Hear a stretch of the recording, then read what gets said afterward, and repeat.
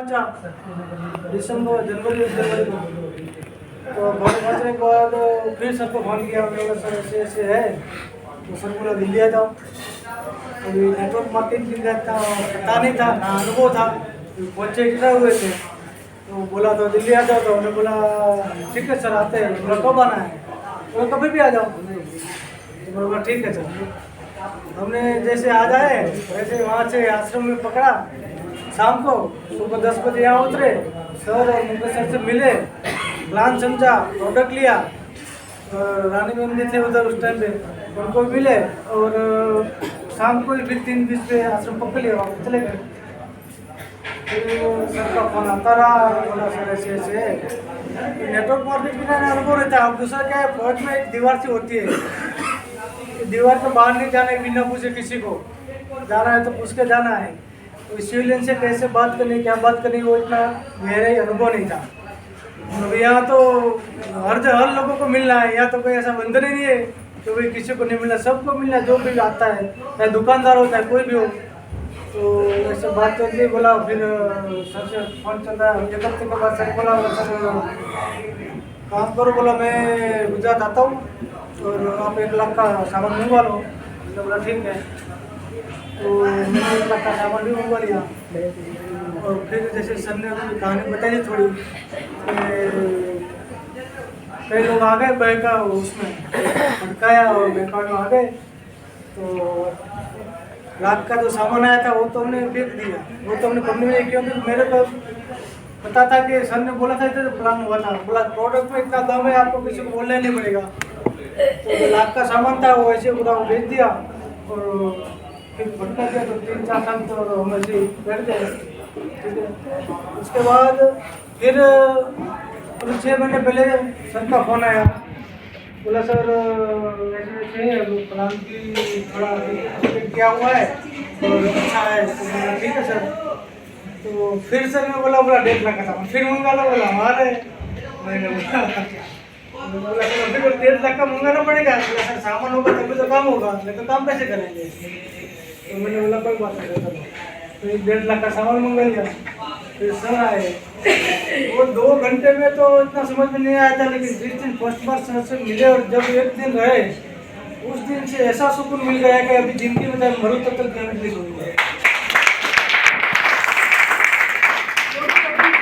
अंदर महसूस होता है। तो कभी भी मैं कहीं प्लान दिखाने जाता हूँ, कुछ जाता हूँ ना, तो मेरे को डर नहीं रहता है कि क्या बोलेगा, क्या नहीं, क्या सोचेगा, क्या करेगा।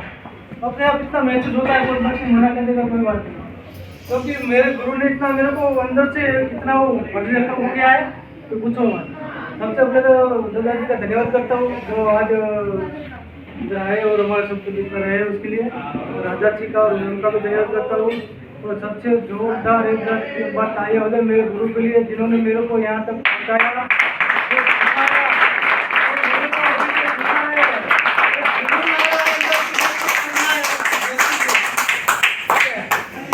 लोग झूठ बोल के आपसे पैसे ले जा रहे हैं, लेकिन हम तो सच बोल के आपसे पैसे ले रहे हैं।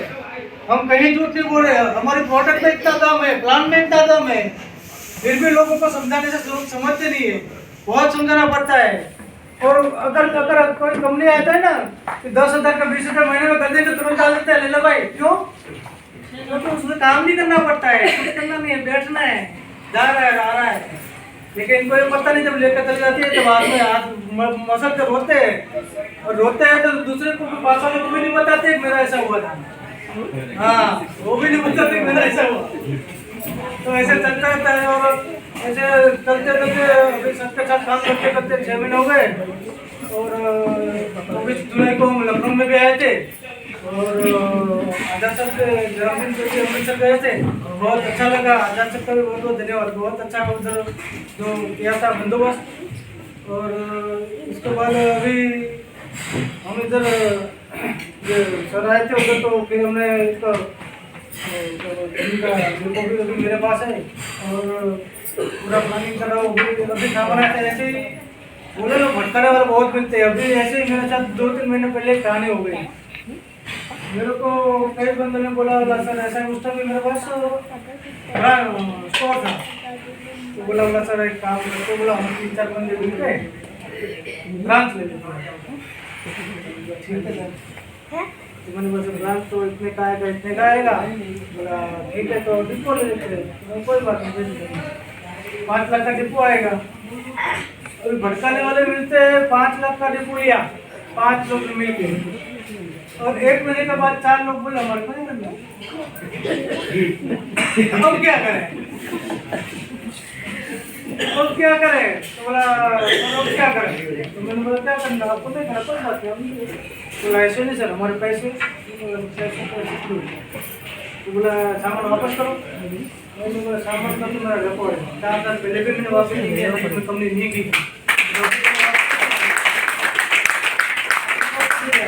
तो बोला क्या करें? मैंने वहाँ पे मेरी एक्शन है, बोलो आपको करना नहीं करना कोई बात नहीं, ठीक है। या तो आप आधा आधा सामान ले लो, आप पैसे जो आता है। तो बोला मैं ले लो। तो 3 महीने के बाद आपकी पेमेंट की 2 में से 2 साथ आपको अच्छी लगे वो कर दो, ठीक है। तो बोला ठीक है सर, 3 महीने के बाद पेमेंट आएगी। अभी पता है, अभी मेरे को पता है मैं माल नहीं बेच सकता, मैं माल लेके क्या करूँगा, और मेरा पैसा भी खर्च हो जाएगा। तो उन्होंने बोला ठीक है सर 3 महीने का। तो ऐसे कई लोग आएंगे, आपको फंसा देंगे, आपको समझ में नहीं आएगा। बोला क्या करा अभी, वो तो मेरे गुरु के ध्यान है, हर बार डेली पे फोन करते हो, डेली बोलते हो सर ऐसे ऐसे हो रहा है, ऐसे हो रहा है। तो उनसे जो अंदर से उनसे बात करता ना, मैं चाहे 10 मिनट भी अगर उनसे बात करूँ, एक एनर्जी फ्री आ जाती है, फुल एनर्जी आ जाती है कि नहीं, तो कोई दिक्कत नहीं है। और पूरा ज्ञान मिलता है, कहाँ कैसे करना, क्या नहीं करना। अभी एक दिन ओम सर भी हाथ में थे, कठिनाई है तो बोलता है ना, जैसे बोला कठिनाई है तो सबके साथ आती रहती है। हम अहमदाबाद से निकले गाड़ी लेके, अहमदाबाद से गाड़ी का पीछे टायर फट गया, वहाँ से फिर निकले 50 किलोमीटर चले, तब तक दूसरा टायर फट गया। और वो टायर फटा ना, तो ऐसा फटा कि 10 किलोमीटर एरिया में पंचर की दुकान नहीं, ठीक है। फिर वहाँ से हमने रिक्शा टायर खोला, रिक्शा पकड़ी, रिक्शा से गए तो पूरा टायर तो बोला ये भी नए डालने पड़ेंगे, तो फट गया।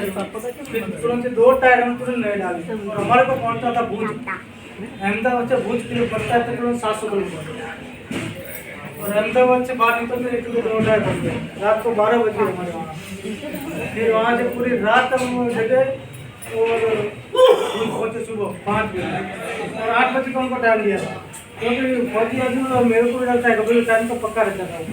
कभी कभी ऐसा होता था, लेकिन टाइम का तो ऐसा लगता है इधर पहुँचना ही चाहिए था मुझे, चाहे 1 घंटा पहले पहुँचा कोई दिक्कत नहीं है, लेकिन बाद में नहीं पहुँचना। तो कठिनाई तो सबको आती है, ऐसी कोई बात नहीं है, ठीक है। लेकिन वो कठिनाई को जो दूर करे, उसको समझे और आगे बढ़ता रहे, वही सच्चा इंसान होता है, और वही आगे बढ़ के कुछ बनता है। तो ये तुम्हारे को विराम देता हूँ।